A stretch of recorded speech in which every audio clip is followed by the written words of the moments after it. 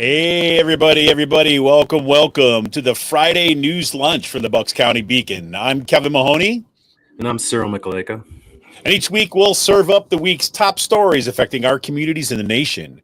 We hope you'll be joining us live every Friday at noon on YouTube, Instagram, Facebook, X, or right on the Bucks County Beacon website at thebuckscountybeacon.com. Well, let's take a look at what we got on the menu from this week. Well, on this Monday, October 21st, that's this few days from now, right? Last day to register to vote in this year's election in Pennsylvania. October 29th is the last day to request a mail-in or absentee ballot. You can check your current registration status at the PA Department of State at www.pavoterservices.pa.gov/pages of voter registration. I'll put the link in the show notes, or simply go to vote.org/am-i-registered-to-vote. Again, we'll drop those links in there. Make sure you got a plan. Make sure you're ready to go.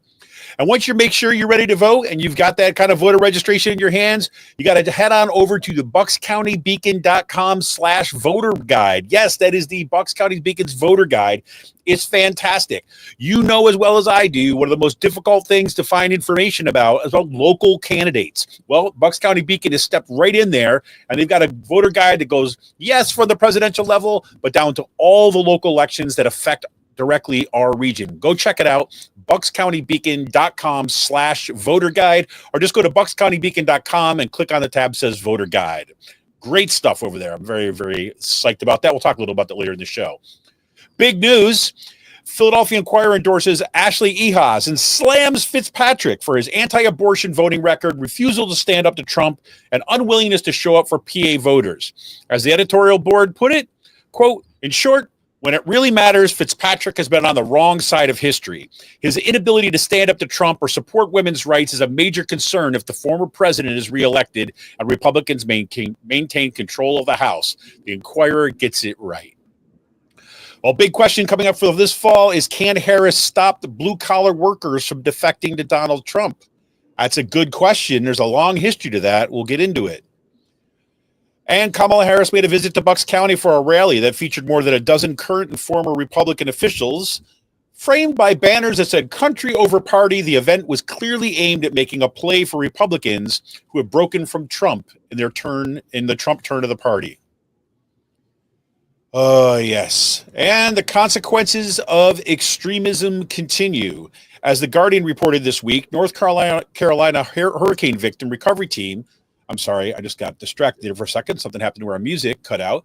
As The Guardian reported this week, North Carolina hurricane recovery team had to be relocated amid threats from armed militias. Yes, white supremacists and anti-government militias have been on the rise in Florida and other areas devastated by hurricanes Helene and Milton. FEMA recalled all of its workers from one area after 2 trucks of militia members told members of the National Guard that they were out, quote, hunting FEMA. Yes, that's right. And reports are coming in from across those hurricane devastated areas, right? In response to this misinformation, more proof once again that these people, right, these militias, right, is not just about conspiracy theories online, but this is what happens when it enters the real world. This is the kind of stuff that is at stake once again this year's election. And 2 years after Brian Fitzpatrick voted against combating white supremacist and neo-Nazi activity in the military, an Associated Press investigation found that more than 80% of extremists with military backgrounds identified with far-right anti-government or white supremacist ideologies. That's incredible. You get that, Fitzpatrick? Remember, you could have stopped this, you could have flagged it, but no. And Peter Green sounds the alarm about the threat of the separation of church and state when it comes to our public education system. As Green wrote this week in the Bucks County Beacon, quote, Oklahoma officials have petitioned the Supreme Court to hear an appeal on a case that challenges the nation's first taxpayer-funded religious charter school. Should SCOTUS agree to hear the case and then decide in favor of the school, it could change how we do public education in Pennsylvania and the rest of the country. And on Thursday, the Biden administration announced that it would forgive $4.8 million in student loan debt for over 60,000 public service workers. The loan forgiveness comes from fixes in a 2007 law passed by George W. Bush. Yes, George W. Bush. It was called the Public Service Loan Forgiveness Program, which was supposed to forgive student loan debt for those in public service after 10 years of payments. However, up until Thursday, 98% of applicants were denied due to poor management of the program. Biden has now forgiven more student loan debt than any president in U.S. history. And a new study finds once again that the overwhelming majority of younger Americans across the political spectrum are deeply concerned about the climate crisis. The lead author of the report, Eric Lewandowski, a clinical psychologist and associate professor at the NYU's Grossman School of Medicine, told The Guardian, quote, "There was no state sample where the endorsement of climate anxiety came in at less than 75%. Yes, that's right. And talk about consequences this year election. I can't even think of something more catastrophic and long-reaching as that. Cyril, how the heck are you, man? I'm doing all right. How about you, Kevin? Well, I tell you, this week was so incredibly long. It seemed. I'm exhausted. I'm tired, and I can't point you to one reason why, other than it's just that time of year. I mean, everything at work is like it's like the crunch time there. All sorts of things happening with like my kids and schools and stuff. Things breaking in my house and trying to, things like that. But it's been pretty, other than that, it's been all right. The weather's been absolutely crazy, and got to see a comet this week. Nice. Last week it was the Northern Lights. This week it was a comet right here in Perkisty. You can't believe it. It's pretty crazy. Pretty crazy. So, man, well, first, can we just talk first a little bit about that voters guide that you all got up? I mean, I think Sure. it's just been absolutely fantastic. When it first went up, I kind of was checking it out, and once again, in preparation for today's show, just wanted to kind of take another look through, and it really is. I mean, kind of what I said at the top of the show there. It's like you get access to kind of a little kind of background of these candidates when normally it's like next to impossible to find information out about local races. Right. And in addition, like we're including our articles that we have, covering these politicians, so that you have some idea about where they stand on, the topics that matter most to voters, whether it's about voting for gun control, voting against women's, reproductive freedom, etc. And these are just things that you're not going to find elsewhere, at least within Bucks County, with the exception of maybe Levittown now. Yeah, it was like, this is the kind of stuff where, covering voting records, what people have said, what their background is and what their history is, unless you're kind of like reporting on it on a regular basis, right? That, all you get is like candidate statements, right? And like, as well as I do, if you're looking at two candidates who you don't know either one of them, you haven't been following, but it hasn't been reported on, but their statements, whether Democrat or Republican, are going to use the same rhetoric, right? They're going to use the same language. It's about freedom and unity and bring the community together. But what does that all mean? You got to have this kind of voter guide in order to really parse it out. No, it's complete bullshit, and that's what the Bucks County Herald's doing, right? Like that's their big, voter guide is giving the candidates 600 words to write about whatever they want. So that's the sad state of another example of the sad state of local media, and I don't think the Courier Times has published anything with regards to a voting guide. So they just don't care. They just don't care, right? They're willing status quo. Let's go status quo and have to worry about it. People can just go figure it out for themselves. So everybody do check that out, buckscountybeacon.com/voter-guide/voter-guide, or just go to the buckscountybeacon.com and click on voter guide, and it'll take you right there. So I'll drop that in the kind of today's kind of discussion and our little messaging board like right now, so that you can check all that out. So one, I don't know if this was kind of expected or not. I mean, it didn't seem completely out of character, but I thought that the Philadelphia Inquirer coming out, right, and endorsing Ashley Ehasz seemed like a pretty big deal. No, I think so. I think the writing was on the wall. They've been pointing out how Fitzpatrick hasn't made himself available, to the media, specifically to them. But Mhm. you could just kind of across the board, he just doesn't do that. And that's something they've taken issue with, and for obvious reasons, right? Like, Right. your elected representative should be accessible, to his constituents. And one way that you do that is by giving interviews with the media, expressing why you don't support certain issues or things. And he just doesn't do that. Yeah, it's been interesting because I think the Philadelphia Inquirer for a while had kind of been hesitant to kind of really go whole like really hard against Fitzpatrick, in part for the same reasons that that I think people here in Bucks County have been pretty willingness to kind of endorse this guy because of that PR machine and the money that's behind him and all that stuff. But at least like some folks over there at the Inquirer seem to have kind of said, you know what, we got to get in the game because things are getting bad here, and we got to recognize that we have to start covering Fitzpatrick a little bit more. It'd be great to even see more of that. It'd be great to see if it was from the kind of locally, official papers. But good deal for Ashley Ehas, and we'll see where that how that boosts her campaign. Well, and like what they called him out on are, some of the most important issues that we're dealing with right now. His abortion record, which he's lying about, and in ads trying to claim that he's pro-choice when he's voted to defund Planned Parenthood, when he's voted for a national abortion ban. In addition, they called him out for his record on protecting democracy. Right. They didn't go into many of the details, but Common Cause, non nonpartisan NGO, has a democracy scorecard, and they gave Brian Fitzpatrick. They rated Fitzpatrick with an F out of 13 bills that they identified that would strengthen voting rights and democracy. Fitzpatrick only voted for 3 of them. So, like, he refused to support or co-sponsor bills such as like the Freedom to Vote Act, the John Lewis Voting Rights Act, the Supreme Court Ethics Act, the Democracy for All Amendment.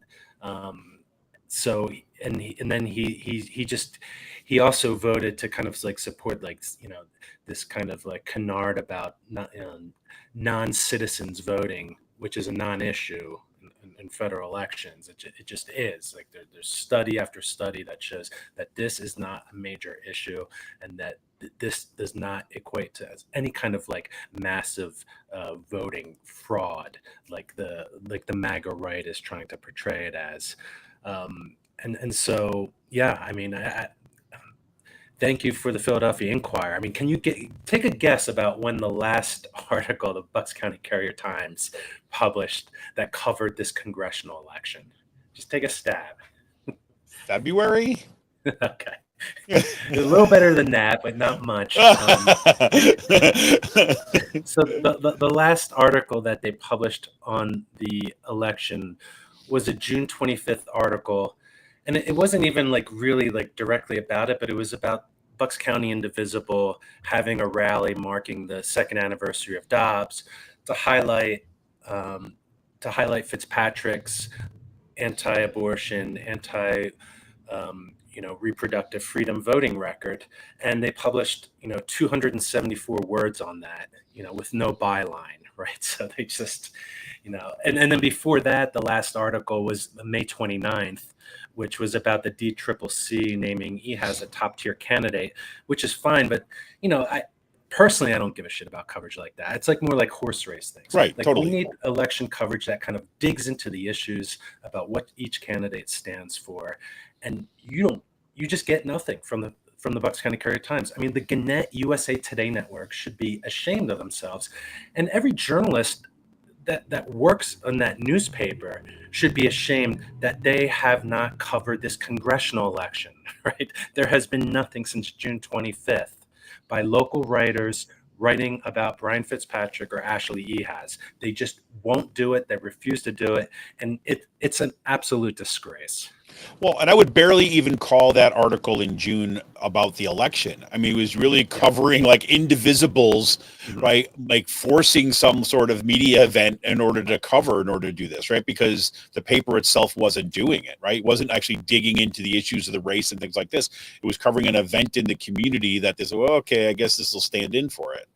Right. I mean, and the other thing, that's just the freaking news release, basically. You know what I mean? Yeah. They just refashioned a press release. That's it. Yeah. I mean, minimal effort, zero effort, essentially, and they didn't even have a writer put their name to it, right?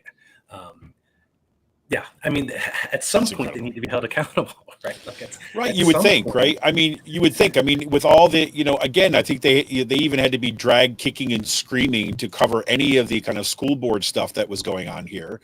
I mean, frankly, I mean, the Beacon was this like literally the kind of light of hope on that one, where people got our local coverage. The Inquirer actually did like way better coverage, like than the Courier Times or Intelligencer or things like this, right? I mean, because they were covering it. I mean, Chris Ullery did some really stand-up work on kind of covering some of that back stuff. That's absolutely true. But really, it's like, unless you've got like one individual that's going to push for that coverage, the paper just doesn't seem to really care. Yeah, and as a result, it just does a real disservice to democracy, which the media, one of its responsibilities is to kind of report on that, Right. and as a result, you have these low information voters, right, that have zero context about Fitzpatrick's record other than the PR spin that his campaign machine puts out. I mean, obviously there was the Inquirer endorsement, but again, like that them covering the suburbs. I mean, even their suburban desks aren't what they used to be, right? That and it's not necessarily to be faulted on them. It's just what's happened to the kind of industry, right? It's been gutted, and then you can just extend that from like more local reporting to even having like foreign desks. I mean, like what kind of like foreign policy news and analysis do we get anymore in the newspapers? So, absolutely zero in the Courier Times, which I would expect, but even in the Inquirer, it's not what it was 20 years ago. No, not at all.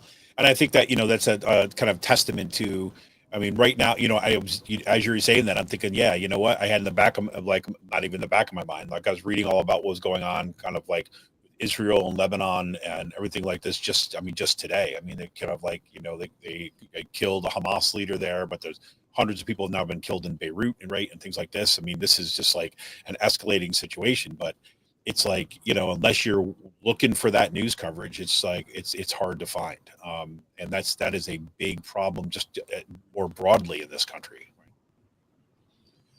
But crazy. Well, let me, I got, there was this piece in the Beacon, right? I think it was a really good photo essay about Kamala Harris coming to Bucks County, right? And had this event, country over party, a bunch of Republican speakers coming out here, clearly kind of a play, right? Or at least speaking to a strategy that we're seeing kind of increasingly both at the national level and in kind of key areas like in Bucks County, to really make a play for these, I don't know if you want to call them disaffected or disillusioned Republican voters that have either just been, left behind by the Trump turn, or who have just like finally got to the point where they're like, I can't stand behind this anymore.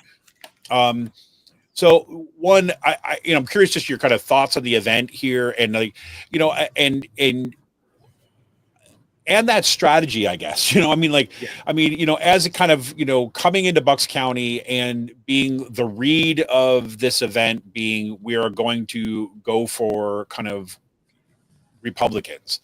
And I can't even say that it's like moderate Republicans, because Adam Kinzinger is not a moderate Republican, right? I mean, the dude, Liz Cheney, right? Neither is Liz. That's what I mean, right? So it's like, it's not like going after moderates, right? It's really going after people who have been left behind by the party and no longer have a place there. Because, I mean, look, I don't want to, I don't want to belittle like what Kinzinger did, right? Or Cheney did by speaking out. I mean, that's freaking awesome. I mean, that should be the norm, right? Yeah. like in that party. So I can acknowledge that. At the same time, it's like, well, these people are not stand-ins for moderates, right? So I mean, what's your take on that event and that strategy?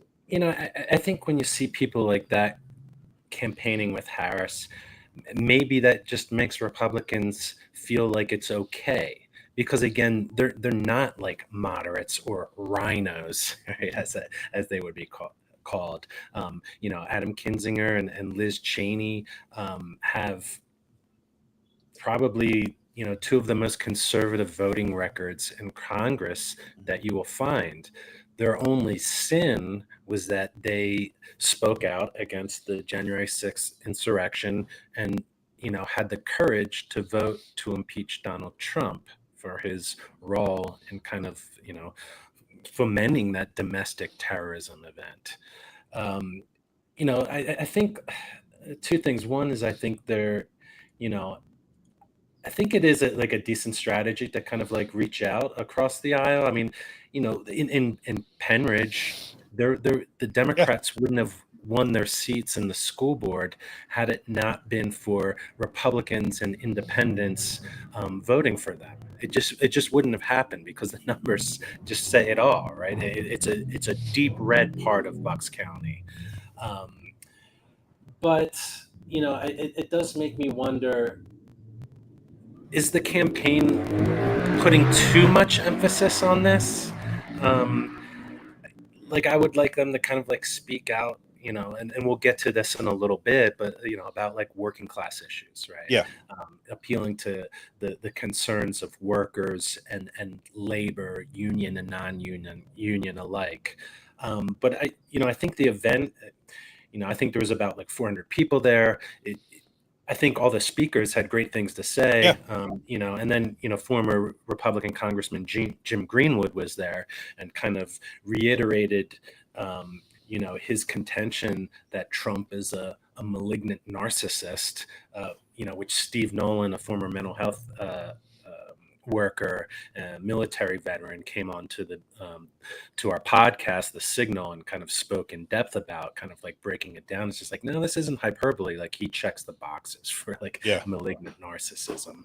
And then, just down the road a little bit, on the corner of 532 and Taylorsville Road, at this gas station, there was a perfect contrast between Republicans that put country over party, and the Bucks County Republican Party, who put up a "fuck Kamala" sign, right?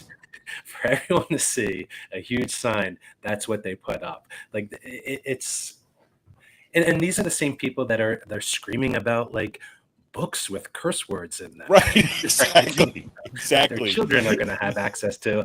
Never mind. There's a school about a quarter of a mile down the road, right? A middle school. Yeah.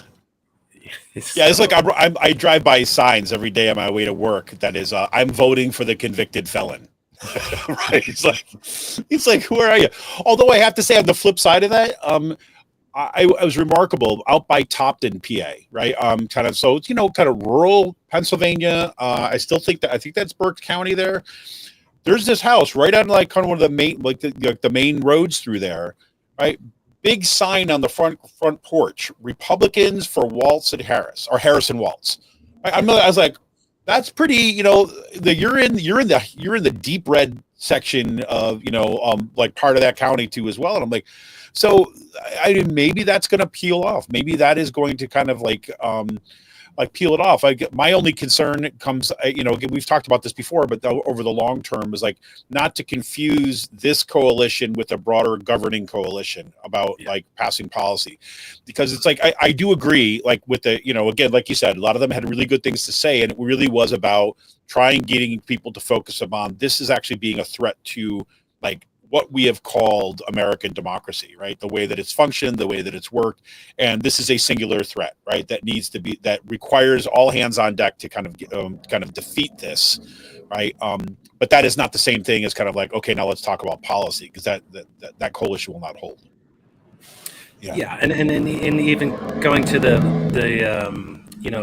Kamala Harris's idea of like appointing a Republican to her cabinet, I think that's fine. And you can actually find like a Republican with shared values on a certain issue, right? So Right. like maybe Yep. like back in the day with like Chuck Hagel, right? He was a critic of the Iraq War. So maybe you'd make someone like that, who had a just more kind of small c conservative idea about how the U.S. should exercise its foreign policy. I think that something like that's fine. But yeah, there is a difference between electoral coalition building and governing coalition Yeah. building. And so, while it's great that the Adam Kinzingers and the Liz Cheney and even I guess her father, war criminal Dick Cheney, is endorsing Kamala Harris. I don't think that we have to, worry about Kamala, hopping on Dick Cheney's taxi to the dark side. No. Like his approach to torture and foreign policy. No. Definitely not. Well, because so on the policy end of things, I mean, there was this piece in the New Yorker, right, that you flagged for this week, that I thought was, really, I haven't read the entire thing yet, but I know you have, and it's like, and this dealing with kind of like this fallout. It's been in some ways it's a long-term issue, right? About this break in segments of blue collar workers, like who have been defecting for Donald Trump. And we were talking about this before the show, like a little bit is like, really when we're talking about blue collar workers, really that normally where we're seeing the break is like white male blue collar workers, right? Is really that the focus of that. But kind of what are some of the things? Well, one, I mean, you got like, how is this the problem? What is this a kind of a problem, or is this just kind of like, another little blah, blah, blah? Or how did this article begin to position this stuff? But, I think part of the problem is for a long time, and this has, been changing more recently, but for a long time, the Democrats just took for granted union support and working class support, and their policies were a reflection of that. And you can kind of like trace this back to 1994 with the signing of NAFTA, which Bill Clinton championed despite the protestations of the union constituency of the Democratic Party. And then what happened after NAFTA passed? What the unions were ringing the alarm about. Exactly. The manufacturing sector got gutted. We lost up more than 1 million manufacturing jobs in the country, and really this NAFTA helped kind of set the table for this era of corporate globalization, that we've been living in, where it is kind of identified or defined as kind of this race to the bottom, right? Where corporations, now that like NAFTA and other trade agreements and like bylaws of the World Trade Organization make it more cost effective and easier for corporations to outsource jobs and factories.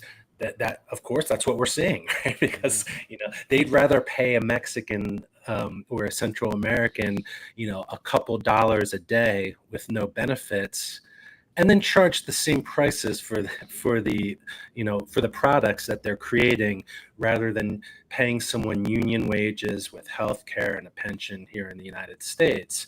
And while the centrist kind of movement of the Democratic Party was championing this, there were kind of progressive populist voices also in the party who are elected officials, such as like Sherrod Brown, who's a great U.S. senator out of Ohio. Fantastic. Yeah, he actually wrote a book about it. It's called The Myth of Free Trade: Why American Trade Policy Has Failed.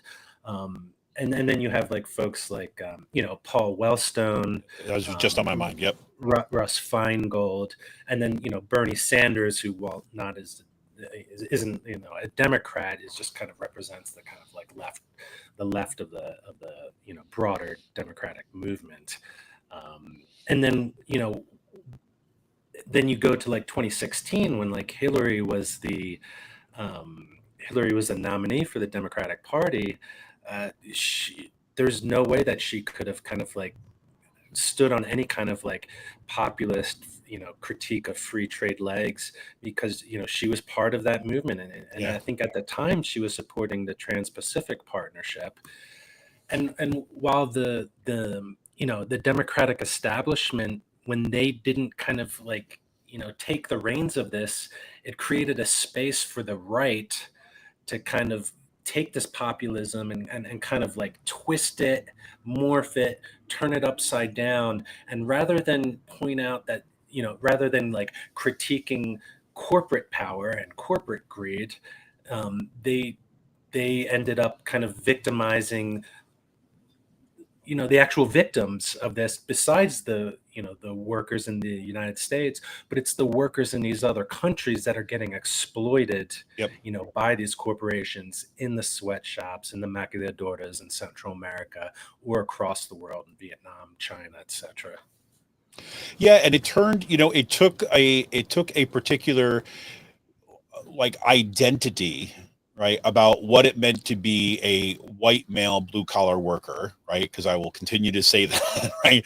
What it meant to be, that was really forged in union movements, right? About pride in this work, right? Taking, we are going to organize together. We're going to make these livable jobs. We are going to have pensions. We are going to fight for wages that we deserve, to take a part of this wealth, right, that is these corporations are taking for us, and having that sense of pride, right, having that sense of pride and organization within that. The problem was, of course, it exists within the context of American racialized capitalism, right? So a lot of that identity was also, if you looked at them, they were white guys. Right. And then in that gap that you were just talking about, it seems like what the right wing has been able to do, right, is talk about blue collar as an identity, but slowly shift that away from anti-corporatism, right, to racism, right, Yeah. to just kind of anti-elitism, right? Because that's one of the things, right, I always would say about the Clinton campaign is in that campaign, it was Donald Trump, when I went out and kind of said you're the problem, he blamed all these people like this, and Hillary held up her resume. Right, I've done all this kind of great stuff. Well, that doesn't play in a context when you've just basically sold out livable jobs, right, as part of kind of her husband's administration, and then as Department of State under Obama. Right, and so there is union support for Trump. There is some, within the rank and file. We saw this with the Teamsters, right? The Teamsters refused to endorse, right? But again, like you pointed out, it's more about this cultural identity than pro-worker policies. I mean, the Trump and the Republican Party are not pro-union. No, they try to kind of spin that.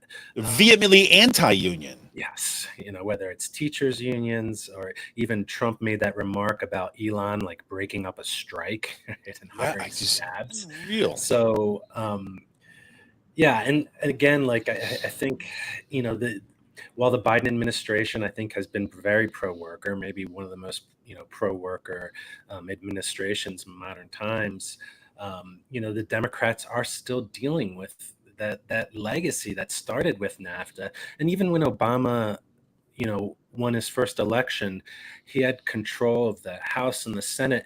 The first thing he should have done was pass the Card Check Act, right, to make it easier for unions to actually unionize, right? Yep. And give workers power. But he didn't do that. He just didn't do it. How do you not do that? You have to control the House and the Senate. And mistakes like that are still haunting the Democratic Party. And so, that's why there's that distrust with workers, and then that made them more susceptible to kind of buy into this racist, xenophobic kind of Trumpian analysis that it's Mexicans' fault for stealing their jobs, not the CEOs that are donating to the Republican Party, who are outsourcing, shutting down the factories in your town, in your state, and moving them overseas. Yeah, 100%.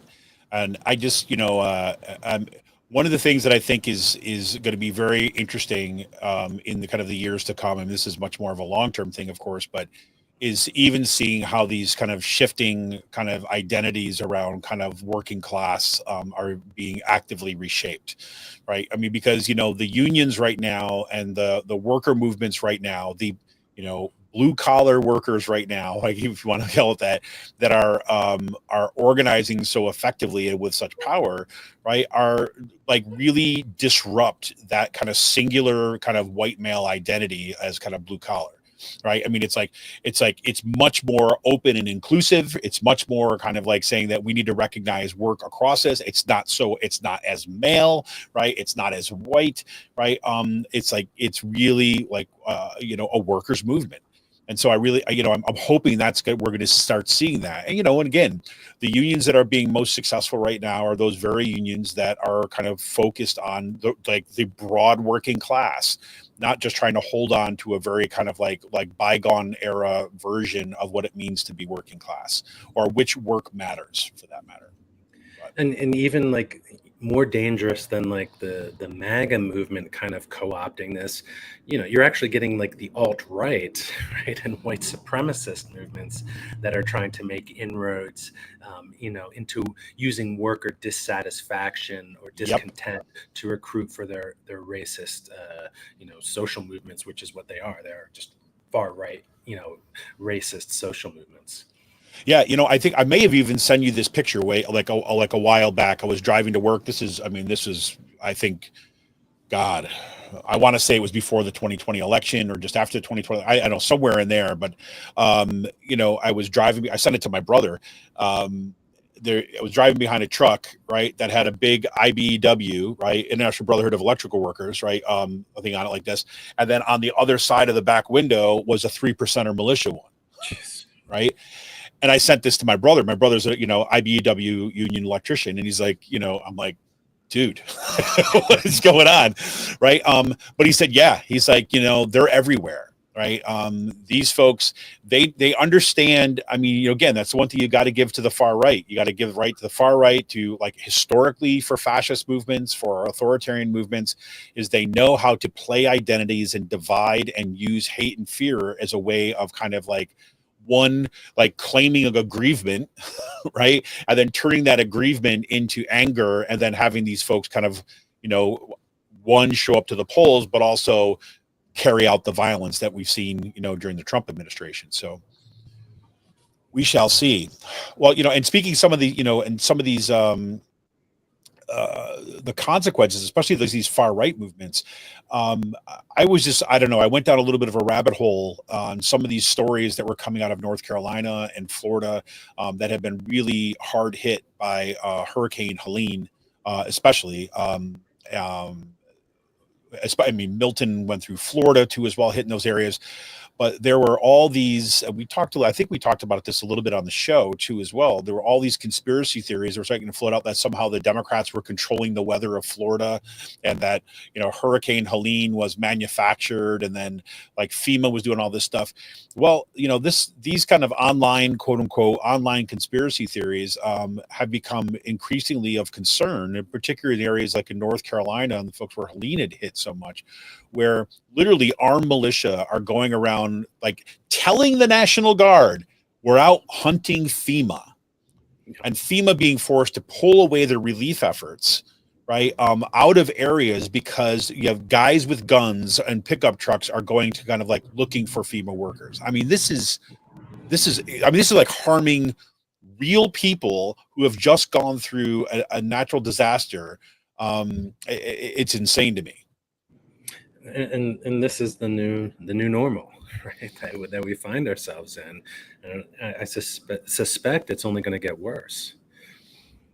Yeah, I mean, I can't imagine how it's not. And this is like, I keep on thinking that this is how we're seeing the early, I don't even want to say it's early because this has been around for a while now. I'm thinking about, you go back to the Christchurch massacre in New Zealand, right? I mean, that entire manifesto that kind of like right extremist dude said was rooted in this kind of eco-fascism, right? It was rooted in this, climate change. There's going to be devastation that's going to come. And so therefore we have to establish a white state. Like, it's like, how the hell do these things work together in the same person's mind? But they do. And you see that increasingly, these far right extremists looking for areas of kind of devastation to exploit. And in some ways, this is the kind of like on the ground brown shirt version of Milton Friedman's kind of economic ideas, right? I mean, the idea that in the face of crisis and a disaster, that's when we move in with these ideas and take over.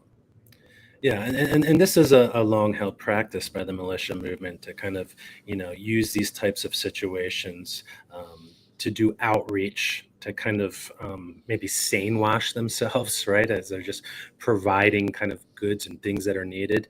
And even when, here in Bucks County, when the local 3% militia, the Proud American Patriots Network, was still active, this was something that they actually had on their website. They would have like fundraisers for areas that were devastated by natural disasters.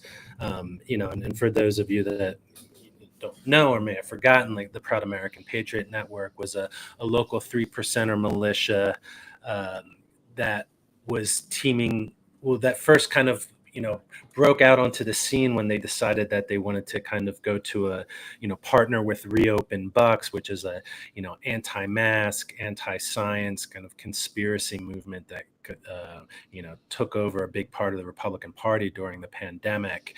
And the militia was going to join them on a picnic that was essentially staking out a school board meeting, as a way to kind of intimidate people that just wanted the school board and the district and Central Bucks to just be cautious because there's a global pandemic happening, and we don't want our kids or our parents or grandparents or loved ones to get sick and die. Right. So yeah, and then with the misinformation, that's what's fueling this too, right? And then when you looked at like media, is the media doing enough to debunk misinformation that the Trump administration's putting out about FEMA only going to like Democratic areas, which is untrue, right? And that's something that Trump suggested, and as we've learned, every accusation is a confession, because that's something that he actually talked about doing in California during the wildfires. He wanted to know how many Republican voters voted for him in certain areas that potentially would have gotten aid. And this was something that Politico actually reported on. But yeah, I mean, it's open season for people working in FEMA, and what kind of effect does that have on them, right? I mean, exactly. Do we see like people eventually kind of quitting because they're just like, I don't want to get shot by some like lunatic that's part of like a 3%er militia. So and again, it's about sowing distrust in democratic institutions, so that people think the only one that can take care of them is their dear leader, Donald Trump. Yeah. Right. Yep. Yeah, it really is. It really is a mob mentality. I mean, this is kind of like a mob, like, this is like mafia rules, right? You basically turn everybody away from kind of democratic institutions, and then you turn into like, okay, you're going to rely upon this person, right? And you do what they say because they're the only one that you can trust, even though it's a complete fabrication. And I even think about, like, imagine being a FEMA worker in some of these areas, and then that there's pockets like in North Carolina, like everywhere. I mean, like we're here in like Bucks County, Pennsylvania, right? There's pockets of it right here. This kind of militia movement and all the thing. What happens if you actually are going to try to help rescue somebody who's been a victim of this stuff, and turns out that they're a 3%er sitting there with a shotgun, right? Because they think FEMA is the enemy, right? When FEMA is the one that's coming to rescue them. I mean, that kind of topsy-turvy world is where we're at. I mean, you said it, before. I mean, it's the new normal, but holy crap. And I think it could be worse because, if you look at like Project 2025 and what they want to do, they just want to gut the administrative state, right? Yep. Whether it's FEMA or other departments. And then what fills that vacuum? Well, it's like, militia groups like this. And then what we could end up seeing is that like maybe these like militia groups like have like these kind of like spin-off organizations like 501c4s that start getting federal money to do disaster relief in the future. I mean, this definitely could happen if Trump gets reelected, and he follows through with the wish list of Project 2025, which there's no reason he wouldn't, because his own people have written it, right? Like these are the people he's going to appoint to his administration. So this will happen. Yeah, I mean, I think this, that article that Peter Green wrote, right, in the for the Beacon, right, looking kind of then that case in Oklahoma where you have a religious school, right, a religiously funded school, was kind of denied by to have taxpayer money, right? Because the idea is like, okay, if you are a religiously affiliated school, right, you don't qualify for public funds, right? Especially if you're discriminating against LGBTQ people, right? Especially if you kind of say whites only here, right? Right? That's one of the conditions of funding. Well, in this case, right, the school is arguing that, well, no, this is like parental rights, and this is a charter school. This is a publicly affiliated school, whatever like this. So therefore, they should qualify for funding. Now, the initial court basically came down and said, no, sorry. But now what we're finding out is that they're appealing to the Supreme Court to potentially take this. And, Peter Green makes that argument in that article that like, look, this could fundamentally alter public education, right? And especially in Pennsylvania has one of the like largest percentage of charter schools, right? Religiously kind of like independent charter schools like in the country. So what happens there, right? And I couldn't help read that piece as, yes, it's about education, right? But it's also a model for like bringing like deferring things from the federal government, from agencies, right, from the administrative state to religiously based organizations to fill their place. I mean, I'm looking at that Seven Mountains thing, right, and like it's kind of Christian nationalism. I'm like, holy crap, this is like, this is a step in that direction. Yeah, not to mention taxpayers are subsidizing this. Like exactly, that's money straight from your pocket, 100%. Right to these Christian nationalists, or in the case of like Pennsylvania, the grifters that are running these charter schools, because that's all they are, is a grift, right? The performance of students in these schools is horrendous, but yet they're making millions and millions of dollars buying up real estate, right? Going to sports games, like giving out tickets to football and hockey games. But yeah, I mean, and then I think the point you made is really, it's scary because it is about the Seven Mountains, and we're seeing how this movement is kind of capturing a lot of the country, the pillars of the country, whether it's, education, government, right? We have a Christian nationalist Speaker of the House, who was just campaigning with Brian Fitzpatrick, although again, Bucks County Courier-Times didn't cover it. And so this is, this is why this election is so important, right? Because if Trump gets back in office, he has huge support from the Christian right, from the Lance Wallnaus, who look at democracy as an impediment to their goals of a complete like Christian theocratic takeover of the government. 100%. I mean, I don't think you could put a more of a finer point on the importance of it right there. Well, Cyril, I'm looking at this, and we are 17 days out, right? I mean, 17 days, and that, like at the beginning of this week, I saw when it was like whatever, or 21 or 22 days out, and like that freaked me out. So like, holy crap. And now it's kind of 17, and it's only going to get, obviously the countdown is just going to continue.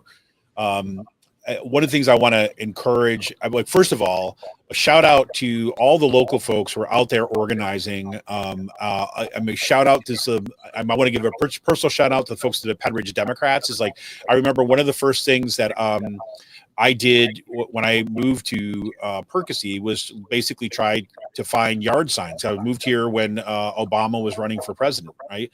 And it was I had such an incredibly difficult time finding who do I contact, where to distribute, and so on. The folks at Pet Ridge Democrats basically have turned that organization into really an effective organization, right? So we see Harris and Waltz signs going up kind of all throughout the area. I went to a doctor's appointment this morning, kind of over in kind of Doylestown area, and there's signs up that are over there. And again, I understand yard signs aren't the same thing as knocking on doors, but I know that door knocking has been at a rapid pace, and people are doing a bang up job. So awesome job for the people on the ground, especially in the local organizing work. I also want to say is look, I would check with your local, say, judge of elections or board of elections to find out if anybody needs poll workers, because you probably saw some of the stories of this. Is that some kind of poll workers have left? Some people have been concerned. There's been worries about it. I can tell you, my particular polling place is freaking awesome, right? There's Democrats, Republicans across the board that we have on there, but everyone is committed to making sure that people have the right to vote, the access to vote, and so on. And you're basically dedicating your time just to ensure that, right? And the kind of the baseline functioning of democracy. And so if you're looking for something to do other than just campaigning for kind of political candidates, you want to ensure and help kind of shore up these kind of institutions. Check with your local precinct where you kind of normally vote and see if they need help.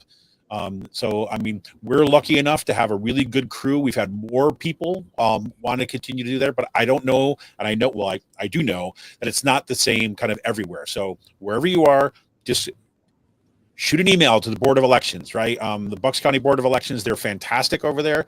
Just say, hey, is there anybody that needs help, right? And they will work with you. They will get you trained, and they'll get you ready to go.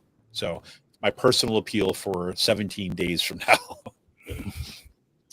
So Cyril, so what do you got going on kind of at the Beacon, things coming up, kind of additional things that you've got on your calendar? Sure. You probably didn't read about this in the Bucks County Courier-Times. So beat that dead horse. I don't know if anybody's got this as a recurring theme of this show, but you're going to be hearing a little bit about this. Yeah. Yeah. There was a women's forum at the Bucks County Community College with Ashley Ehas and a number of guests, from the Women's Law Center, Planned Parenthood, etc.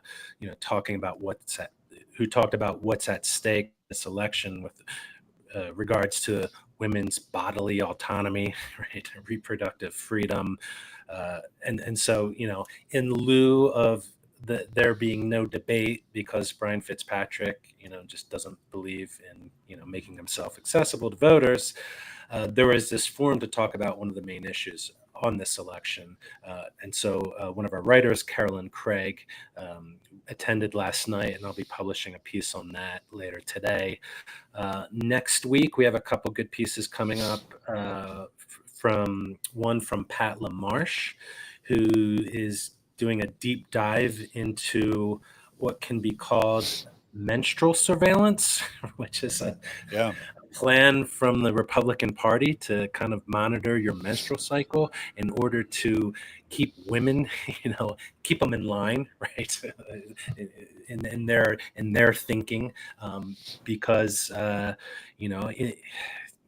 again, if this election goes the wrong way, this could be the reality where women are being monitored, not allowed to cross state lines, which is already happening in states like Texas, to get the reproductive care that they need. And what you have is that the result of that is just women will die, right? They will either self-harm, try to potentially perform an abortion on themselves, right? Or if they're having a medical emergency like a miscarriage, doctors aren't going to perform the surgery to help them because it would be considered an abortion, right? And right. This is we've. If you want to look into what this world looks like on a massive scale, just do some research into El Salvador, where women are getting handcuffed to hospital beds, forced to give birth, and where doctors, either are afraid to kind of care for them, or actually rat out other doctors who might actually perform these abortions. It's horrifying. And then another writer of ours, Jeff Abbott, he's writing a piece about what I think is an interesting idea, which we've seen in some countries across the world, like in Australia and Brazil. It's compulsory voting, right? Like should voting be mandated by each citizen in the country? Now, there's lots of arguments for and against. I personally, I think it's a great idea. I think, maybe one of the things that you would want to do to make it easier is maybe we make elections on that weekend, right? Or make it a national holiday. Exactly. So, because at like in some countries, like you get taxed if you don't vote, right? So that could be like a punishment, that just impacts like maybe poor or working class voters more than others. But the idea of having a greater voter turnout, maybe a voter turnout that's like 60, 70, 80%, if not more, that appeals to me, right? that just seems like, democracy's functioning better when more people are able to kind of, raise their voice about the issues that kind of matter most to them. And quite frankly, for a selfish point of view, I think it would help, the Democratic Party, right? Because there's a reason why Democrats haven't lost the popular election in decades, right? Exactly. And there's a reason why the right does not want poor people or people of color to vote, right? That's why they support all these voter suppression laws. The Republican state legislatures, I think, almost like a couple dozen states have passed laws that make it harder for people to vote. Just last year, and it's why like the right-wing Supreme Court is just like attacking the Voting Rights Act, going back like a decade or more. So yeah, those are a couple of the stories that we have scheduled for next week that I'm looking forward to editing, reading, and publishing, and hearing from you guys about what you think. Yeah, no, fantastic. And, for everybody out there, we kind of so much appreciate the support. Again, little things that everybody can do, right? I mean, little things everybody can do when you have stories that are published, share them around, right? Let other people know about the show, right? Let other kind of join the show, comment on the show, like everything that we can do in order to kind of like continue to bolster these voices. That's like absolutely fantastic. It's like, look, you're just not getting this kind of reporting any other place. The Bucks County Beacon is the place to go, right? So look, take a minute, head on over to buckscountybeacon.com. You can click on the little support the Beacon kind of tab. You click right there. I'm doing it right now. See how it's click. It says you can become a one-time contributor, a monthly or yearly, right? You can choose it. You can do it one time. You can become, if you can afford it, right, to become a monthly contributor, it'd be fantastic. You can do that for as little as $5 a month, right? You want to kind of like, you don't want to kind of have to deal with it kind of every single month. Just become a yearly contributor once a year. You just kind of like, okay, yes, I'm going to support the Beacon and support this institution.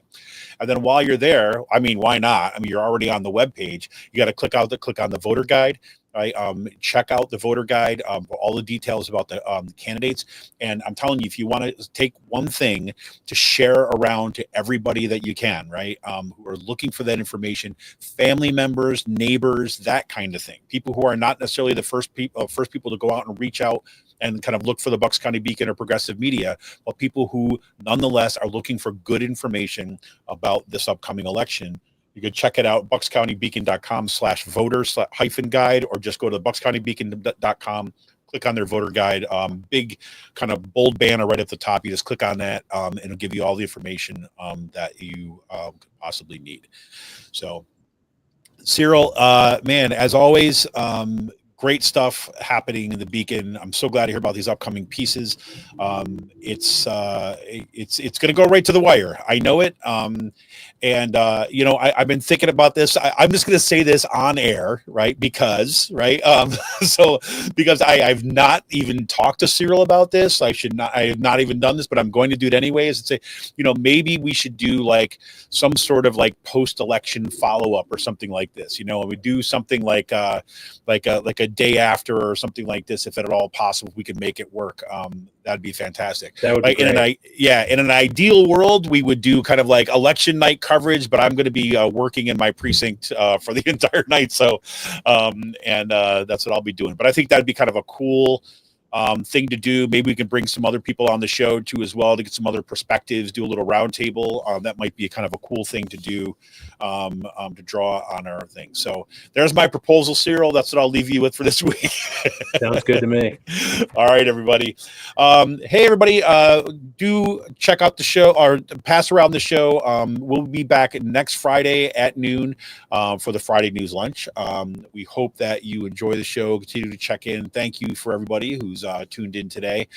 We look forward to seeing all of you out there on the streets as we organize to kind of defend our democracy and move there on kind of keep things moving in a positive direction. All right, everybody, this is Kevin Mahoney signing out for the week. Cyril, take it easy, man. See you, Kevin. All right, have a good weekend, everybody. We're out of here and have a super weekend. Recharge and get back in the fight. We'll see you.